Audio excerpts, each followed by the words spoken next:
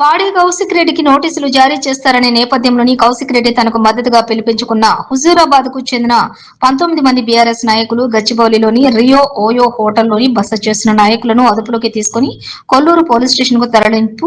కొల్లూరు పోలీసుల అదుపులో ఉన్న హుజూరాబాద్ నియోజకవర్గం చెందినటువంటి 19 మంది బీఆర్ఎస్ నాయకులు సంఘ విద్రోహ చర్యలకు ఎలాంటి పాల్పడవని తెలుసు, కానీ మాకు ఇన్ఫర్మేషన్ వచ్చినప్పుడు తీసుకున్న మిమ్మల్ని కట్టేసి తీసుకున్న అధికారం మాకు ఉన్నది. బయటకు వస్తే తీసుకోండి, మరి రూమ్ మనిషి పొద్దున 5 o'clock వస్తే మనిషి టాయిలెట్ పోయలేదు, బాత్రూమ్ పోయలేదు, స్నానం చేసేది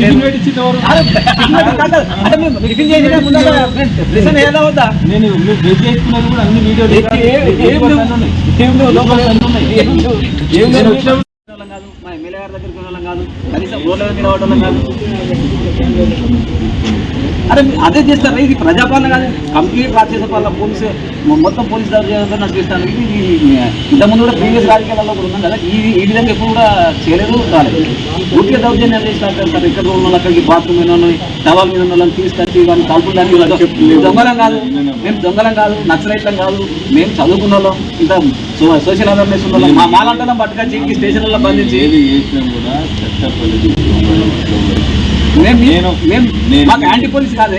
అప్పుడు ప్రభుత్వం రేవంత్ రెడ్డి గారు పూర్తిగా ఇంత దౌర్జన్యంగా ఇళ్లలోకి తీసుకొచ్చి డోర్ వాళ్ళ కొట్టి అనవసరం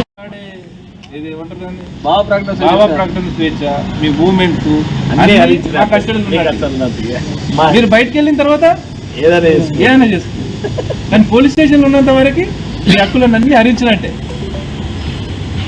యూ కెన్ గో, మీరు ఓట్లని వెళ్ళొచ్చు, లేకపోతే మా హక్కులను హరించండి అని చెప్పి మీరు బయటకు వచ్చి ఏమైనా మాట్లాడచ్చు.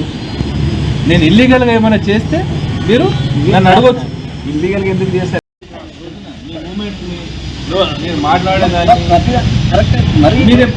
నేను బయటకు వచ్చి నేను వదిలిన తర్వాత మాట్లాడొద్దు అంటే చెప్పి నేను అన్నాను అనుకో, అప్పుడు మీ హక్కులను హరించినట్టు.